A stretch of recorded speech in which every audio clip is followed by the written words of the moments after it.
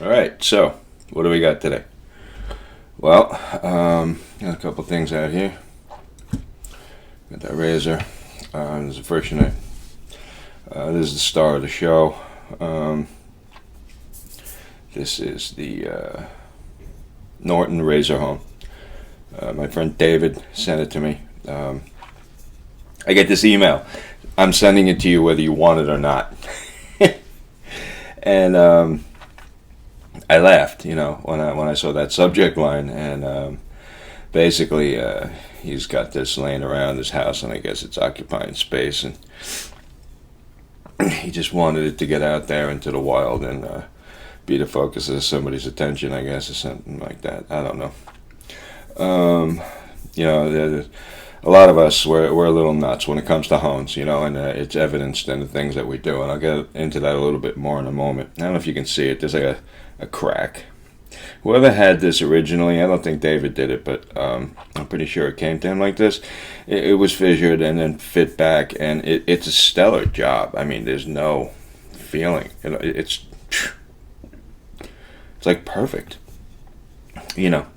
So that's not an issue, and I guess as far as collectability goes, that kills it to some degree, but it's got bash marks in it here. But, if you take a look, this gives you a real good look into,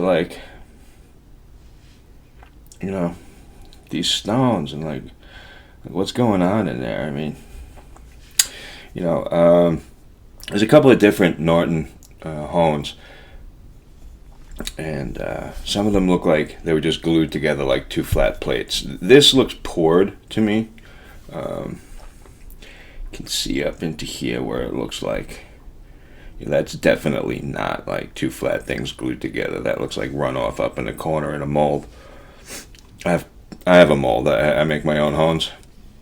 Well, I've made a bunch of demo hones, and I've had that same thing happen. So this looks poured. So what they do is, you have the mold, and let's see if I can get mine out.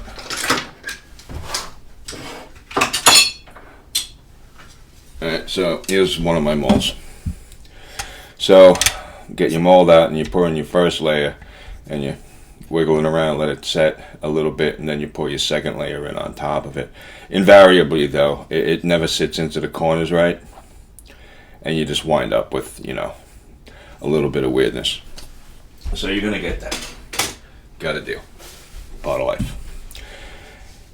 And I'm sure some of them are perfect, but I've seen a bunch of them where the line is really swoopy and, what have you. So anyway, why is this stone like a deal? Well, you see him sell for like stupid money on eBay. And most of the time that's racing axe guys over in Australia throwing that kind of money at the home, because they use these to tune up their axe edges while they're in competitions.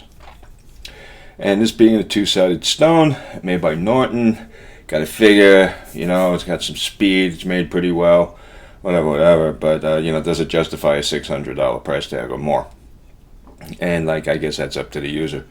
But the razor guys started seeing that, and because, it sold for money, they're like, oh, well, it has to be great for razors, too, and, that kind of question gets kicked around a lot,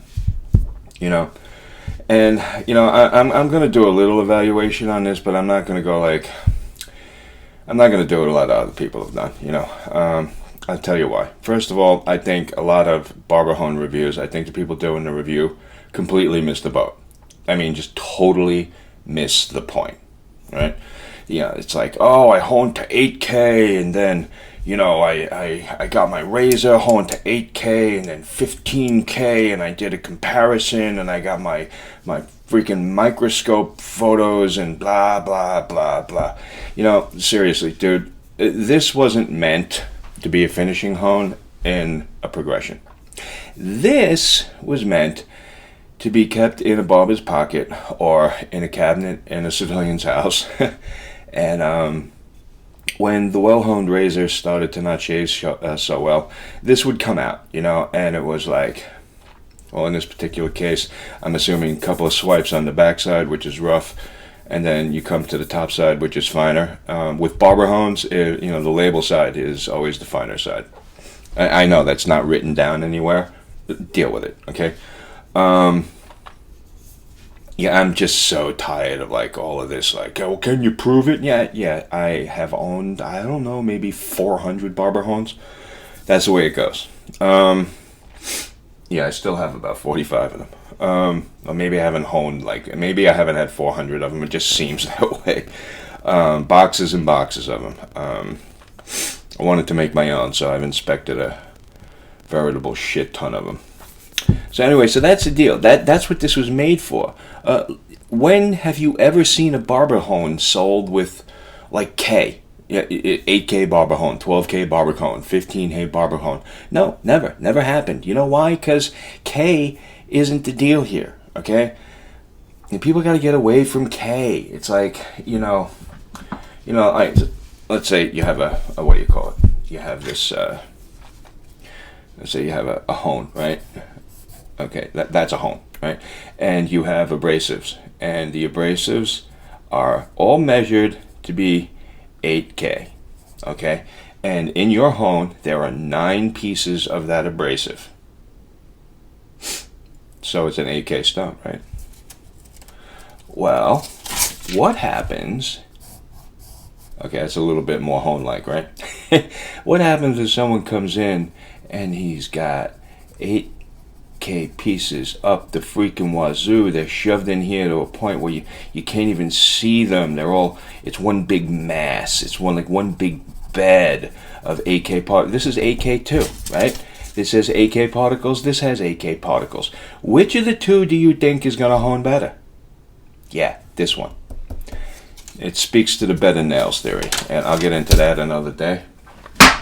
But I just wanted to draw that out quick. So, what do you have here? Chances are the abrasive in here is no finer than 8K. Why? Because given the time when this was made, anything finer than that cost an arm and a leg. And these were sold for a pittance. So I'm guessing this is some kind of a Lundum, and maybe they were, took their 8K particles and maybe they sifted them out a couple of extra times and so on and so forth. But, like I said, none of the K stuff really matters, okay? It's a very hard binder. An 8K particle in a very soft binder is going to react a lot differently than if it's just floating on top of a substrate in like a puddle, like slurry, or if it's fixed in a super hard binder like this. But they're all still 8K. So, what do you got? What K. K this, K that. Please, stop with the K already. All right? So, does it work as a barber hone? That's the whole thing. And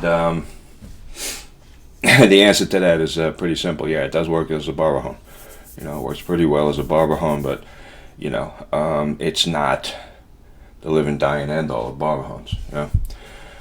So, this one here is my favorite barber hone. And there are people out there that don't like frictionites, and, whatever. I like this one. This one is from Moravia. Let's see if I can get that in over there, right? Iowa. They were made only in New York, and I think generally speaking, the ones from New York actually seem to react. They put like a finer fingerprint on your edge, but that's just me. This one, though, being from Iowa, kind of acts just like the ones I know from New York, and I've had a bunch of these too. And this is the one I've decided to keep. I've had a good number of them. This one happens to be a real sweet gem. And that's another thing with these guys. Storage and the binder's breaking down. They're 1,000,000 years old. Someone may pick one of these up and it could suck because it was stored in a hot attic for like 40 years. Or, maybe it was like left in a pot of, crude machine oil or something. I don't know. This one actually smells like petroleum oil to me. I'm not picking up any out of it. Yeah, actually, I am. I'm picking up some kind of petroleum smell on this thing. I can see a little bit of shine on my finger. I didn't get that before. I'm seeing it now. Anyway, it's irrelevant. Because this one's going back to David when I'm done with this review thing. So, this isn't really so much a review. It's like I'm just talking about it. Right? So, before I mentioned, like, us in this honing world, we're all a little crazy. Like, I have a box of barber hones. They just sit in my drawer. I don't do anything with them anymore. I started making my own hone. I'm kind of in. I have to up my game there, and I'm just not prepared to do it right now. I know what I need to do to get what I want. I've already done it to a certain point, but I want it to be a little better than that. So that whole project is on hiatus at the moment. But if the game actually comes back on, and I'm prepared to like throw down on that, it's going to be pretty sweet, you know. But anyway, as far as being nuts goes, I get this in the mail, and David includes. Look at this. It's a conical slurry stone. It's like, this is maniacal, dude. This is like so cool, and it's not even the first time he's done this. Here's the first one he sent me. All right, now this one, he gave me, right? And I honed an edge on that. But I saw this one and I was like, oh my God, you did it again, and it's like lap flat on all sides and it's like so super smooth. And I guess he was using it with this, and I probably would never do that, but it doesn't matter. But I'm like, oh my God, this would go perfect with, look at this hone I have. Look at this. Look at this. It's like, holy crap. This is a La Petite Blanche bout. Had this for like way long. Really nice piece. Yeah, it's a little small, but it works. And anyway, it's like kissing cousins, And then, I have this one, and again, it's like almost, a nice matching piece. Because this doesn't have any BBW, this does. And it's nice and skinny. This is an old La Verte. This is from the La Vertes that were out, I don't know, 4 years ago, something like that. I should have bought like a drawer full of them. They were stupid hard, and just the edges that came off of them were killer. Yeah, they were superlative stones. But you know me, I get bored with stuff and I sell it. So this is the only piece I have left. And you know what? Both of these, I gave them to my girlfriend. They're sitting on her night table. I mean, I can use them whenever I want to, but they're not even mine anymore. But anyway, that's like crazy, right? This is what we do. This is like what us lunatics do when we're left alone with like power tools and stones. All right, we come up with stuff like this. It's crazy. Anyway, so I got this hone, and I'm gonna touch it up on. I'm gonna touch up an edge. All right, because that's what this is for. This is for touching up an edge. I don't want to compare this to a 12K Superstone or a 15K Shapton or a 20K Gok. I don't want to do that, okay? I read actually one review where the guy said this makes the same edge as a 20K Gok, and I took a bare piece of steel and ran it over this, and like, I don't know what that guy's smoking. Sorry, bro, like normally I don't go there, but in no way, zero way, shape, size, and form does this stone compare to a 20K Gok. I don't care what you do. I don't care if you hone upside down in a zero gravity environment in a pond of Vaseline. It is not comparable to a Gok 20. No way, no freaking how. I understand that your test proved to you that it was. You should just, I don't know, do another test or something. Or maybe you got the world's best one. That's it. It's the variability in manufacturing. That one that compared to a 20K Gok, it was the superlative. It was the owner of the company stone. It was the hone by which all of the hones were. All right, I'll stop now. Anyway, so you know me, I don't use oil, but when I use oil, this is what I use. This is like super duper stuff. It's never goes bad, 100% natural, vegan, no petroleum, zero petroleum in this. Viscosity is high. It's thin. It's way thin. It's thinner than tree spirit mineral oil, and I don't like I don't like oil. I hate honing on oil, but I like this stuff. All right, so conundrum. So, you know what I'm going to do here?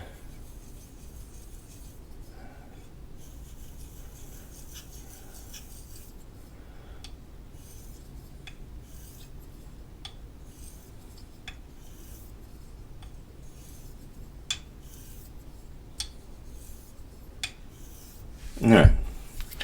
That should be enough. Alright. This is a barber home.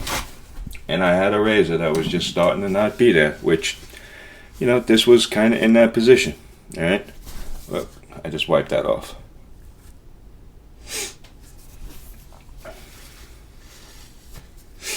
Okay. Let me see something here. I'm inclined to think that those marks were not swarf from steel at this point. Nah, I think the binder's breaking down.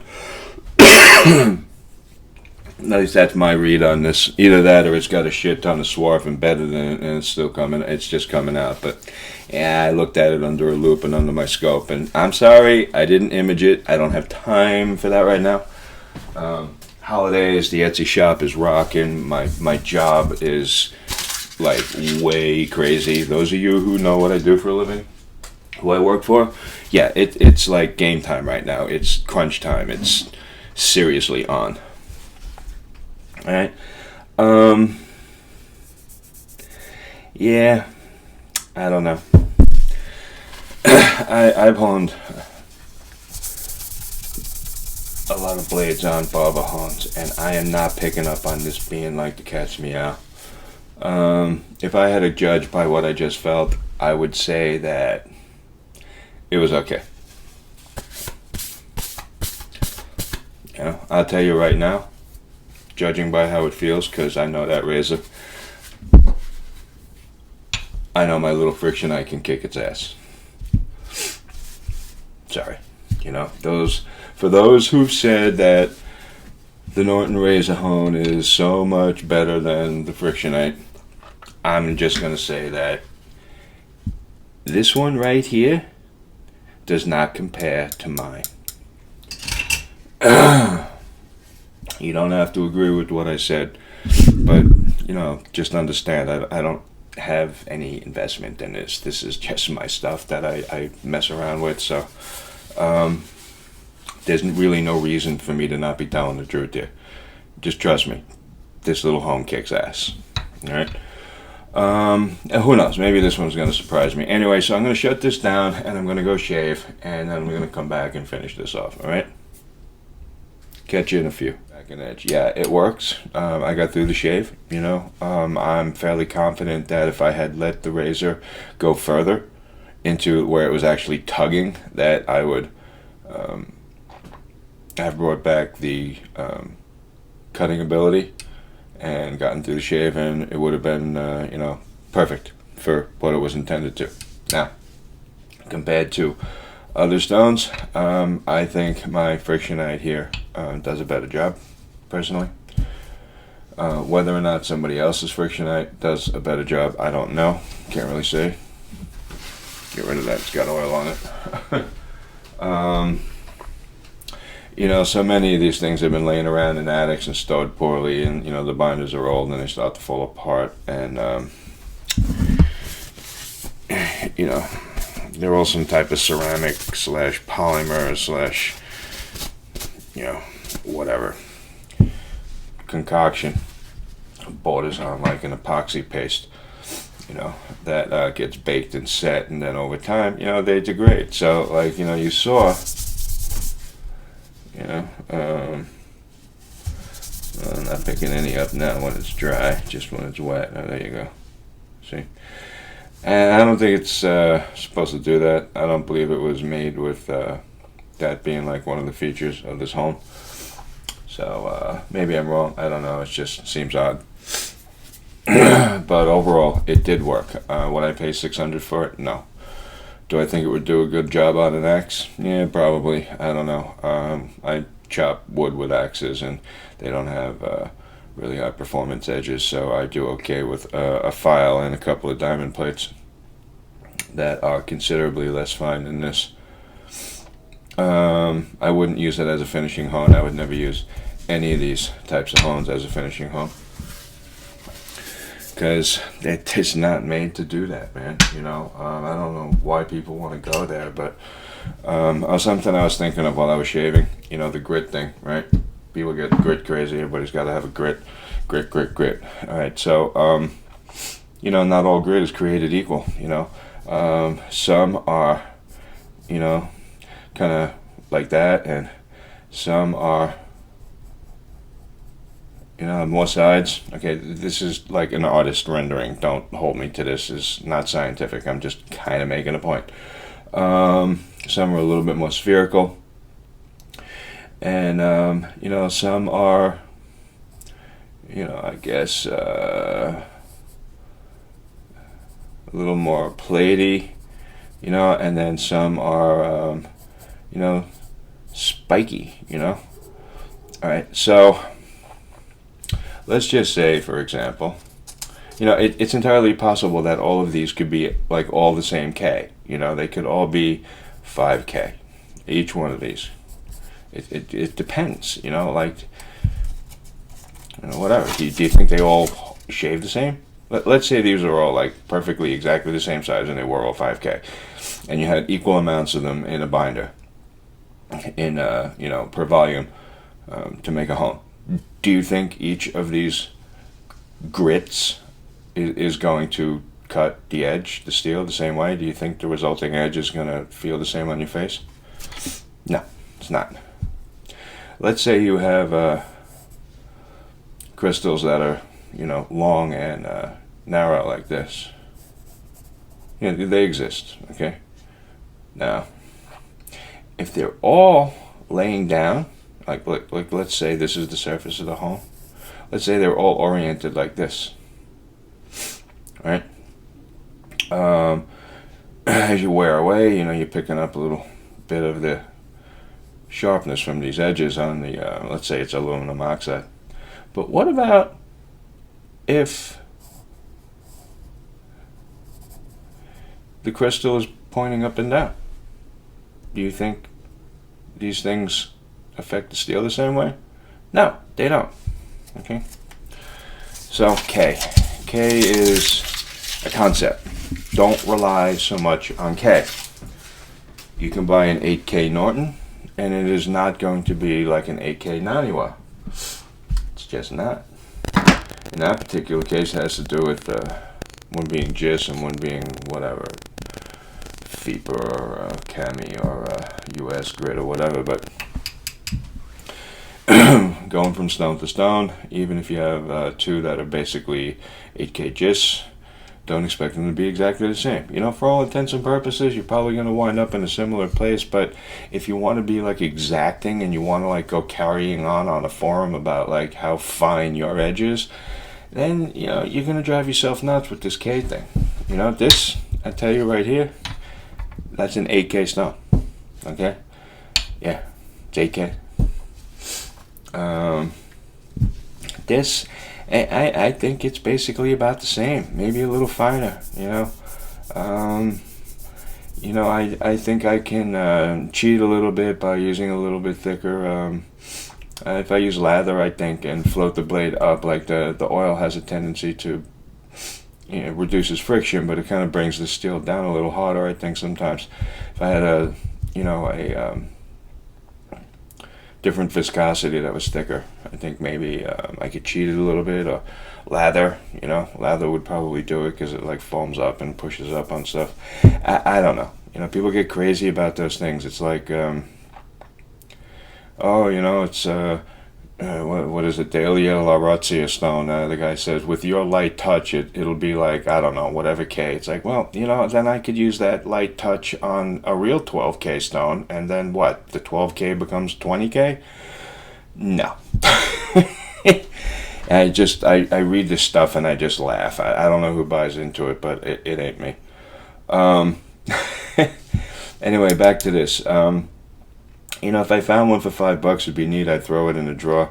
I actually think that there are several other better options out there. I think a good Swati, a good condition Swati, is a better option. I'm not really all that impressed with this stone. I'm just not.